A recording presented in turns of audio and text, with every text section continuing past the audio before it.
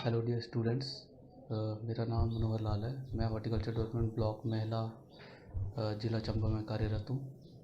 और बेसिकली मैं कांगड़ा से हूँ, फतेहपुर से। और मेरी जो 10+2 हुई है वो comrade Ramchandra government senior secondary school रैन से हुई है।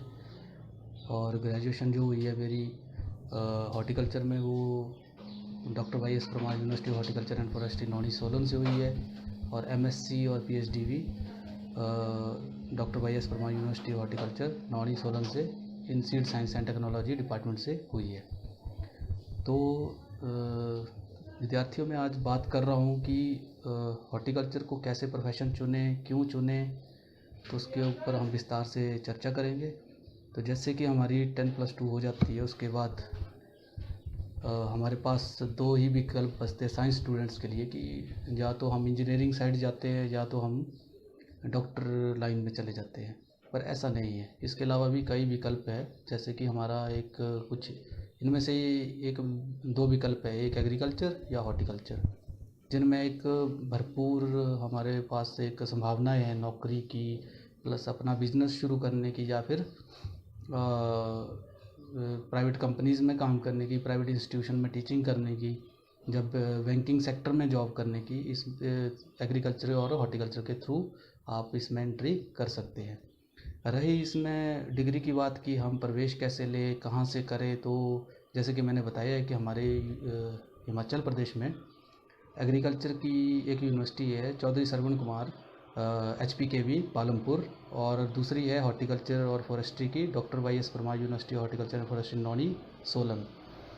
और तीसरा जो आप डिग्री कर सकते हैं एग्रीकल्चर हॉर्टिकल्चर से, वो कर सकते हैं ICR इंस्टीट्यूट्स, जो एक टेस्ट कंडक्ट ICR जो है टेस्ट कंडक्ट करता है, Indian council of agriculture research new Delhi, जिससे आप बाहर के राज्यों में भी पढ़ने के लिए जा सकते हैं।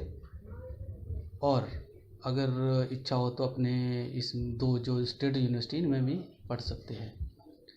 तो रही कि एंट्रेंस में कैसे तैयारी करनी है, क्या करना है, तो इसमें आपको ज़्यादा उसमें बाकी पब्लिक जो बुक्स होती है उनमें जाने की डिटेल से ज़रूरत नहीं है। आप NCERT ही मतलब एक फॉलो करेंगे अगर डिटेल से, तो आप इन यूनिवर्सिटीज़ में एंट्रेंस एग्ज़ाम आसानी से क्वालिफाई कर सकेंगे। तो अब आप BSc में चले गए, BSc में हॉर्टिकल्चर लिया, एग्रीकल्चर लिया, तो आप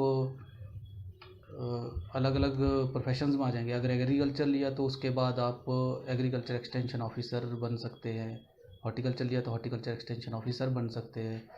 और अगर इन दोनों में नहीं गए, अगर बैंकिंग सेक्टर इंटरेस्ट रखता है कोई स्टूडेंट, तो उसमें फिर एग्रीकल्चर फील्ड ऑफिसर की पोस्ट आपके लिए एक अच्छा ऑप्शन है, जिसमें आप बैंकिंग में जा सकते हैं।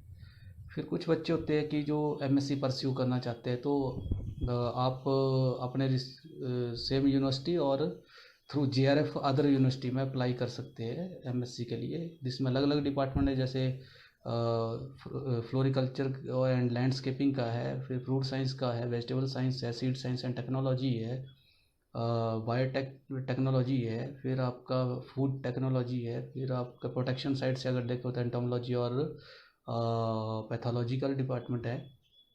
तो इनमें आप जा सकते हैं। MSc करके आप अगर नेट भी साथ में क्वालिफाई कर लिया, तो उससे आपका क्या, MSc के बाद अगर नेट क्वालिफाई कर दिया, इससे क्या होगा कि आप SMS की पोस्ट के लिए KVKs में निकलती है कृषि विज्ञान केंद्र में, या फिर किसी यूनिवर्सिटी में, या फिर किसी प्राइवेट इंस्टीट्यूशंस में अगर AP की पोस्ट निकलती है, जब गवर्नमेंट इंस्टीट्यूशन में निकलती है असिस्टेंट साइंटिस्ट की, या AP की, उसमें जा सकते हैं। HDO के लिए आप एलिजिबल है। अगर एग्रीकल्चर से डिग्री की है तो ADO के लिए एलिजिबल है, हॉर्टिकल्चर से की है तो SDO के लिए एलिजिबल है।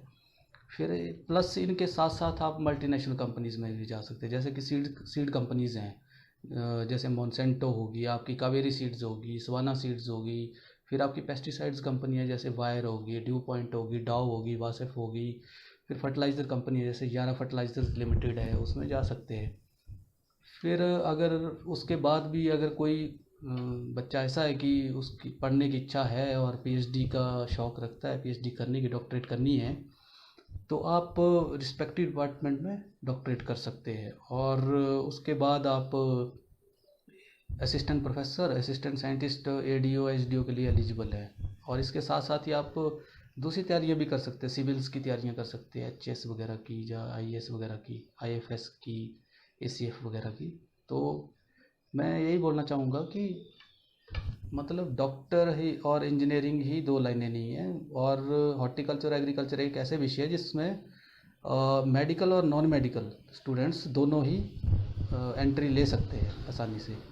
तो आशा करता हूँ कि ज़्यादा से ज़्यादा स्टूडेंट्स हमारे हिमाचल प्रदेश से इस लाइन में आएंगे, क्योंकि हिमाचल एक मोस्टली फ्रूट और एग्रीकल्चर पे ही डिपेंडेंट स्टेट है।